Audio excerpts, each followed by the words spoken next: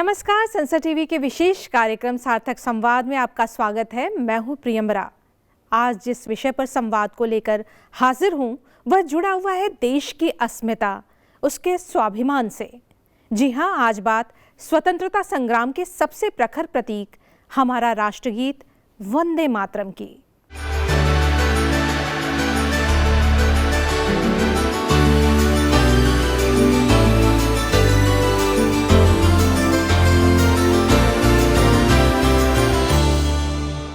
प्रधानमंत्री नरेंद्र मोदी ने अपने संबोधन में कहा, वंदे मातरम ये शब्द एक मंत्र है, एक ऊर्जा है, एक स्वप्न है, एक संकल्प है। ये एक शब्द माँ भारती की साधना है, माँ भारती की आराधना है। वंदे मातरम जिसे गाते हुए हर भारतीय एक नए जोश से भर उठता है। अब इस गीत के गाए और बजाए जाने को लेकर केंद्र सरकार ने व्यापक दिशा निर्देश जारी किए हैं।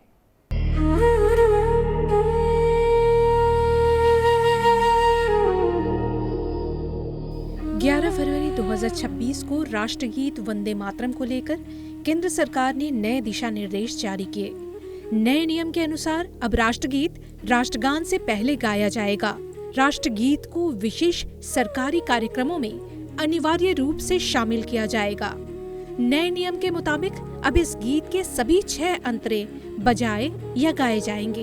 इतना ही नहीं, राष्ट्रगान की ही तरह राष्ट्रगीत के गाए या बजाए जाने की भी एक समय सीमा तय की गई है।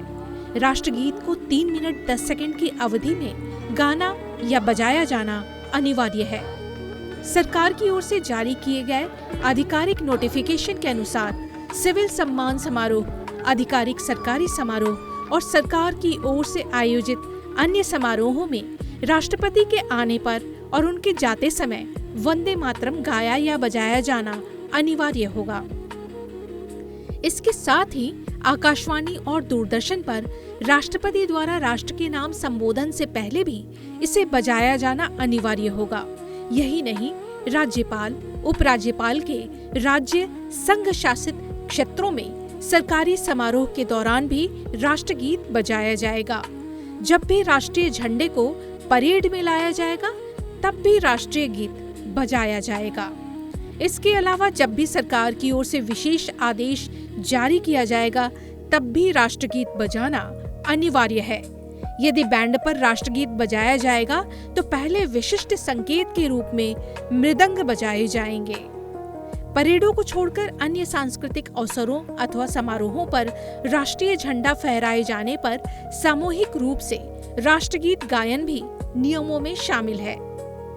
किसी सांस्कृतिक अवसरों अथवा समारोहों में राष्ट्रपति का आगमन और उनके प्रस्थान से पहले राष्ट्रगीत का सामूहिक गायन अनिवार्य है। गृह मंत्रालय ने शिक्षण संस्थानों से दैनिक विद्यालय सभाओं और महत्वपूर्ण संस्थागत कार्यक्रमों के दौरान वंदे मातरम गाने को बढ़ावा देने का भी आग्रह किया है। इस कदम का उद्देश्य छात्रों और आम जनता के बीच राष्ट्रीय प्रतीकों के प्रति जागरूकता और सम्मान को प्रोत्साहित करना है। इस दिशा निर्देश में यह भी लिखा है कि जब कभी राष्ट्रगीत का गायन अथवा वादन हो तो श्रोतागण सावधान होकर खड़े रहें, लेकिन समाचार या किसी डॉक्यूमेंट्री के प्रसारण के दौरान इस गीत के फिल्म के अंश के रूप में प्रसारित होने पर दर्शकों से यह अपेक्षा नहीं की जाती है कि वे खड़े हों। आजादी के बाद वंदे मातरम के मूल 6 छंदों में से केवल पहले 2 छंदों को राष्ट्रगीत के रूप में स्वीकार किया गया। संविधान सभा ने बिना किसी बहस के राष्ट्रीय प्रतीक के रूप में इस गीत को अपनाने पर पूर्ण सहमति जताई।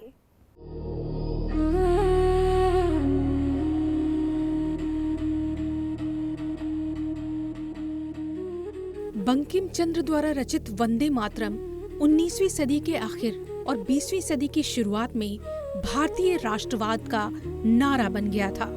इस गीत को 1896 में भारतीय राष्ट्रीय कांग्रेस के कलकत्ता अधिवेशन में गुरुदेव रविंद्रनाथ टैगोर ने गाया।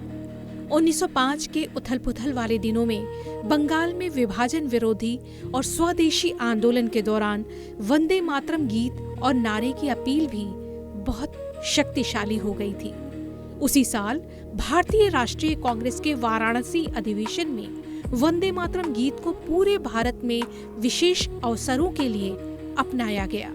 वर्ष 1937 में कांग्रेस ने वंदे मातरम के मूल 6 छंदों में से केवल पहले 2 छंदों को राष्ट्रीय गीत के रूप में स्वीकार किया। संविधान सभा में जनगण मन और वंदे मातरम दोनों को राष्ट्रीय प्रतीकों के रूप में अपनाने पर पूर्ण सहमति रही। इस मुद्दे पर कोई बहस नहीं हुई। 24 जनवरी 1950 को डॉक्टर राजेंद्र प्रसाद ने संविधान सभा को संबोधित करते हुए कहा कि स्वतंत्रता आंदोलन में अपनी महत्वपूर्ण भूमिका के कारण वंदे मातरम को राष्ट्रगान जनगण मन के समान दर्जा दिया जाना चाहिए और समान रूप से सम्मानित किया जाना चाहिए। उन्होंने कहा, एक मामला है जिस पर चर्चा होनी बाकी है, वह है राष्ट्रगान का सवाल। एक समय सोचा गया था कि यह मामला सदन के सामने लाया जाए और सदन एक प्रस्ताव पास करके इस पर फैसला ले, लेकिन ऐसा महसूस हुआ कि प्रस्ताव के जरिए औपचारिक फैसला लेने के बजाय बेहतर होगा कि मैं राष्ट्रगान के बारे में एक बयान दूं। इसलिए मैं यह बयान दे रहा हूं, जन गण मन नाम के शब्दों और संगीत से बनी रचना भारत का राष्ट्रगान है, जिसमें सरकार जरूरत पड़ने पर शब्दों में बदलाव कर सकती है, और वंदे मातरम गीत जिसने भारत की स्वाधीनता संग्राम में ऐतिहासिक भूमिका निभाई है, उसे जनगण मन के बराबर सम्मान दिया जाएगा और उसका दर्जा भी उसके बराबर होगा। मुझे आशा है कि इससे सदस्य संतुष्ट होंगे।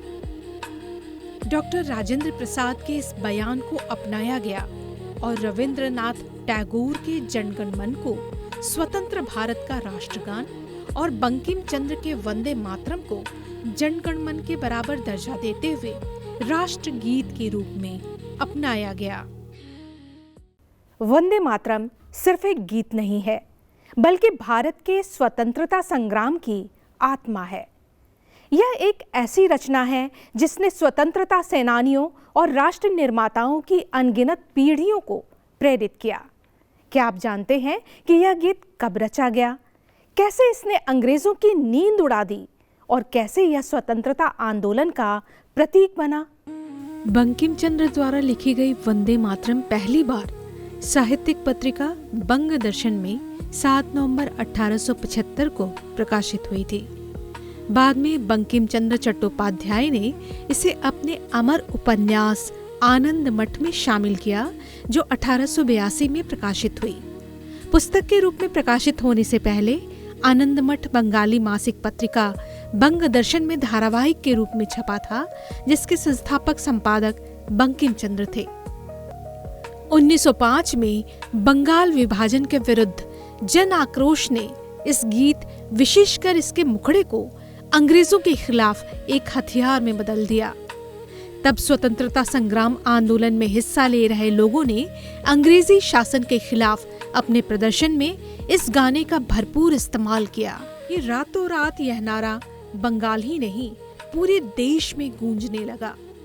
अक्टूबर 1905 में उत्तरी कलकत्ता में वंदे मातरम संप्रदाय की स्थापना की गई। इस संप्रदाय के सदस्य हर रविवार को वंदे मातरम गाते हुए प्रभात फेरियां निकालते थे और मातृभूमि के समर्थन में लोगों से स्वैच्छिक दान भी लेते थे। नवंबर 1905 में बंगाल के रंगपुर के एक स्कूल के 200 छात्रों में से हर एक पर 5-5 रुपये का जुर्माना लगाया गया, क्योंकि वे वंदे मातरम गाने के दोषी थे। यह गीत शुरू में स्वदेशी और विभाजन विरोधी आंदोलनों के दौरान लोकप्रिय हुआ और जल्द ही क्षेत्रीय सीमाओं को पार करके राष्ट्रीय जागरण का गीत बन गया। बंगाल से लेकर बॉम्बे, पंजाब के मैदानों तक वंदे मातरम की गूंज औपनिवेशिक शासन के प्रतिरोध के प्रतीक के रूप में सुनाई देने लगी। इस गाने पर रोक लगाने की ब्रिटिश कोशिशों ने इसके महत्व को और बढ़ा दिया और इसे एक ऐसी शक्ति में बदल दिया जिसने जाति, धर्म और भाषा की परवाह किए बिना लोगों को एकजुट कर दिया था। 19वीं सदी के आखिर और 20वीं सदी की शुरुआत में वंदे मातरम पढ़ते भारतीय राष्ट्रवाद का नारा बन गया। भगत सिंह, सुखदेव, राजगुरु, रामप्रसाद बिस्मिल और अशफाक उल्लाह खां जैसे स्वतंत्रता सेनानियों ने भी वंदे मातरम गीत गाए। यह नारा तब साझे राष्ट्रवाद का मंत्र बन गया। अगस्त 1906 में बिपिन चंद्र पाल के संपादन में वंदे मातरम नाम का एक अंग्रेजी दैनिक शुरू हुआ। जब श्री अरबिंदो इस अंग्रेजी दैनिक के संयुक्त संपादक बने, तब इसके संपादकीय लेखों ने संपूर्ण भारत को जगाने और एक सूत्र में बांधने में महत्वपूर्ण भूमिका निभाई। वंदे मातरम दैनिक ने राष्ट्रवादी चिंतन को लोगों तक पहुंचाने और लोगों के विचार को एक मंच दे दिया। गीत और नारे दोनों ही रूप में वंदे मातरम के बढ़ते प्रभाव से घबराकर ब्रिटिश सरकार ने इसके प्रसार को रोकने के लिए कड़े कदम उठाए। नए बने पूर्वी बंगाल प्रांत की सरकार ने स्कूलों और कॉलेजों में वंदे मातरम गाने या बोलने पर रोक लगाने वाले परिपत्र जारी कर दिए। अगर ऐसा होता है तो शैक्षणिक संस्थानों की मान्यता रद्द करने की चेतावनी भी दे डाली।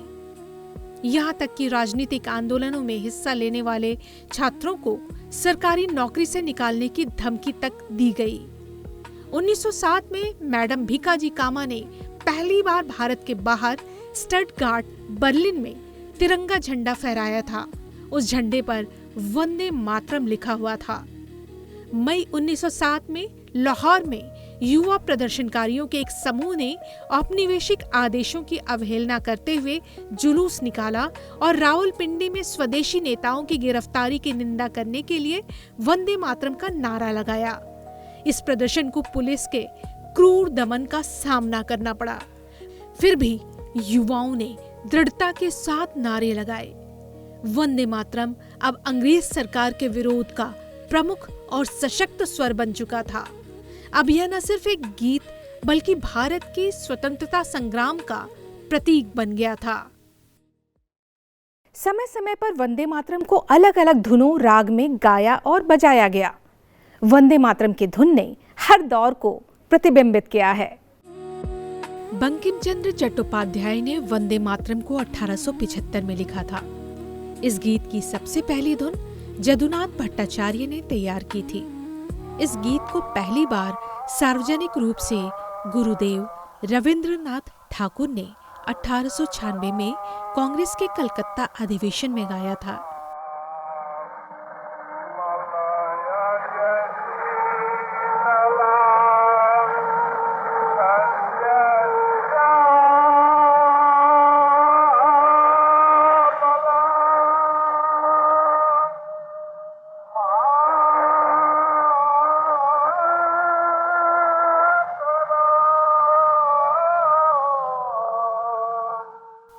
समय के साथ वंदे मातरम ने अलग अलग संगीत शैलियों, स्वरों और पीढ़ियों का सफर तय किया और हर दौर की भावनाओं को अपनी धुन में समेटता चला गया। 1905 से 1920 के बीच अनेक कलाकारों ने वंदे मातरम को अलग अलग धुनों से सजाया। 1905 में वाराणसी के अधिवेशन में सरला देवी चौधरानी ने पूर्ण वंदे मातरम का गान किया था। उन्होंने बंकिम चंद्र चटर्जी द्वारा रचित इस गीत को संगीतबद्ध किया और कांग्रेस अधिवेशन में गाकर देशवासियों में देशभक्ति की भावना जागृत की। 15 अगस्त 1947 को जब देश आजाद हुआ, तब सुबह 6:30 बजे पंडित ओंकार नाथ ठाकुर ने आकाशवाणी से अपने मधुर स्वर में वंदे मातरम गाकर देश को भावुक कर दिया।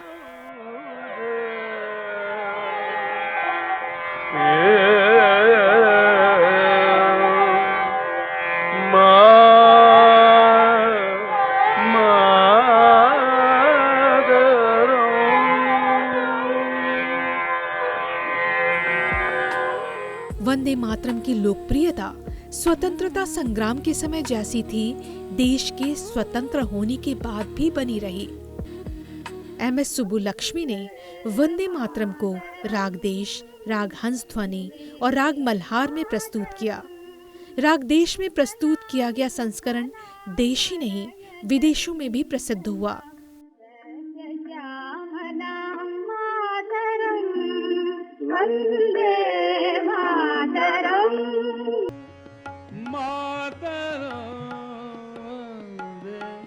देश की स्वतंत्रता के स्वर्ण जयंती के अवसर पर पंडित भीमसेन जोशी ने तत्कालीन संसद भवन और आज के संविधान सदन के केंद्रीय कक्ष में वंदे मातरम प्रस्तुत किया।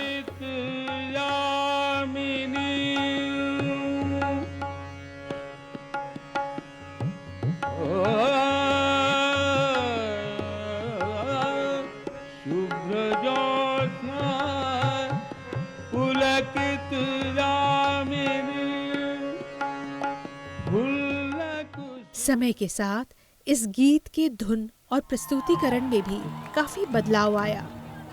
AR रहमान, विशाल शेखर और शंकर महादेवन जैसे कलाकारों ने इसे आधुनिक फ्यूजन वर्जन दिए जो युवाओं में लोकप्रिय हुए।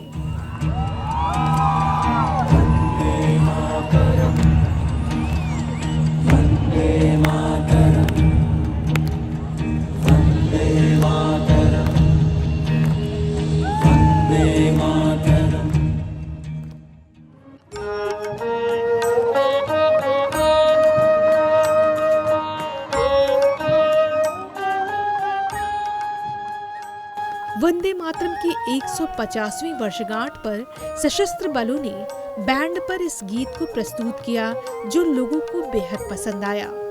प्रधानमंत्री ने भी अपने सोशल मीडिया पर इसे साझा किया। कह सकते हैं कि 150 साल पहले के वंदे मातरम के धुन और आज के वंदे मातरम के धुन में भले ही अंतर हो, लेकिन इस गीत को लेकर जज्बा आज भी बरकरार है। यह गीत तब भी प्रासंगिक था और यह गीत आज भी प्रासंगिक है।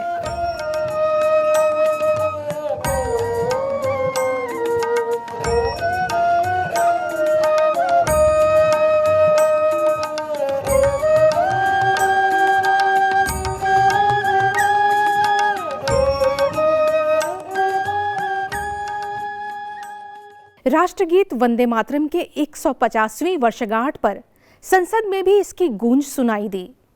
संसद के दोनों सदनों में वर्ष 2025 में शीतकालीन सत्र के दौरान विशेष चर्चा आयोजित की गई। राष्ट्रगीत वंदे मातरम की 150वीं वर्षगांठ पर शीतकालीन सत्र के दौरान लोकसभा और राज्यसभा में विशेष चर्चा रखी गई। इस अवसर पर प्रधानमंत्री ने अपनी बात रखते हुए कहा कि यह वास्तव में वंदे मातरम के ऋण को स्वीकार करने का अवसर है, जिसने लक्ष्योन्मुखी नेताओं को स्वतंत्रता आंदोलन को आगे बढ़ाने के लिए प्रेरित किया, जिसके परिणाम स्वरूप यह स्वतंत्रता प्राप्त हुई है, जिसने आज सभी को सदन में बैठने की अनुमति दी है। ये हमारी स्वतंत्रता का मंत्र था, ये बलिदान का मंत्र था, ये ऊर्जा का मंत्र था, ये सात्विकता का मंत्र था, ये समर्पण का मंत्र था, ये त्याग और तपस्या का मंत्र था, संकटों को सहने का सामर्थ्य देने का ये मंत्र था, और वो मंत्र वंदे मातरम था। हम आत्मनिर्भर भारत का सपना लेकर के चल रहे हैं, इसको पूरा कर रहा है। वंदे मातरम हमारी प्रेरणा है। हम स्वदेशी आंदोलन को ताकत देना चाहते हैं। समय बदला होगा, रूप बदले होंगे, लेकिन पूज्य गांधी ने जो भाव व्यक्त किया था, उस भाव की ताकत आज भी मौजूद है और वंदे मातरम हमें जोड़ता है। देश के महापुरुषों का सपना था स्वतंत्र भारत का। देश की आज की पीढ़ी का सपना है समृद्ध भारत का।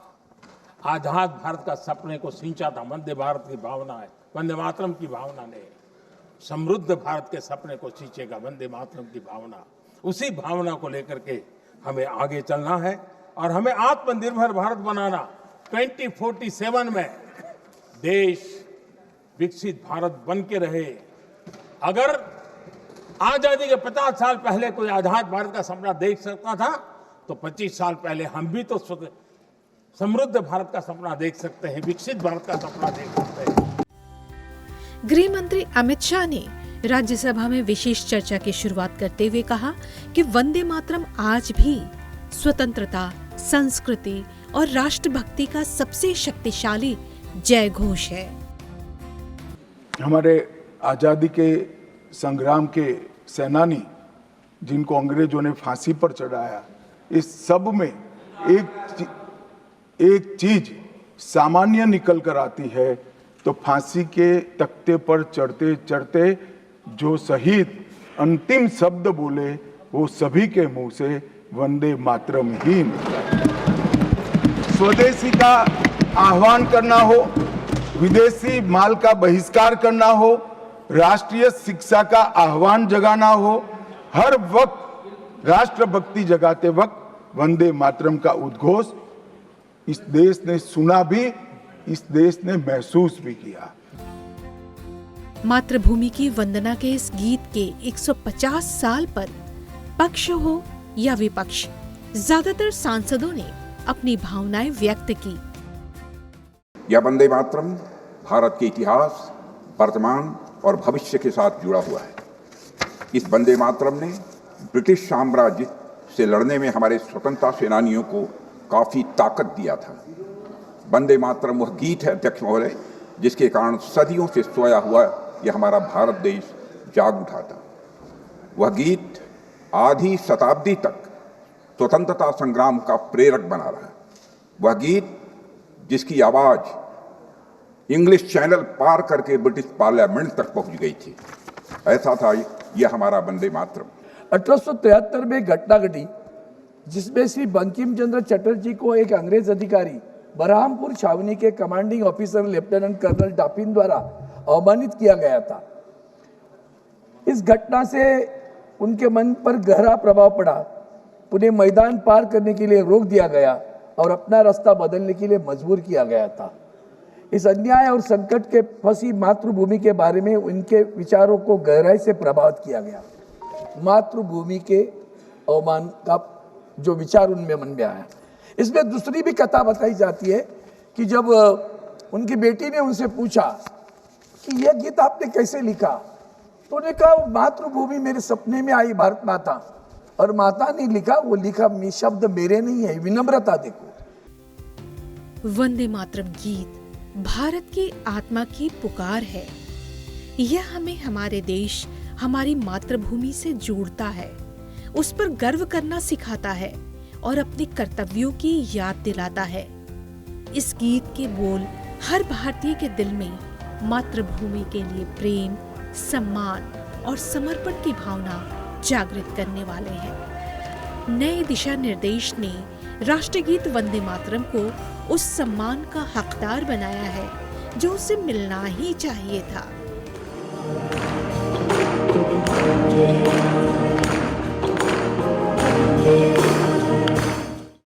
आज इस कार्यक्रम में सिर्फ इतना ही। अगले अंक में फिर होगी आपसे मुलाकात।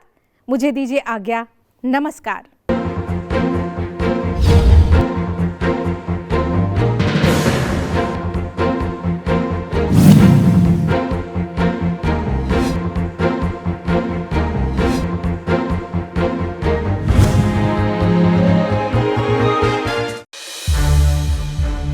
संसद टीवी के और भी प्रोग्राम्स देखने के लिए सब्सक्राइब करें हमारा YouTube चैनल और हाँ, इन्हें लाइक और शेयर करना ना भूलें।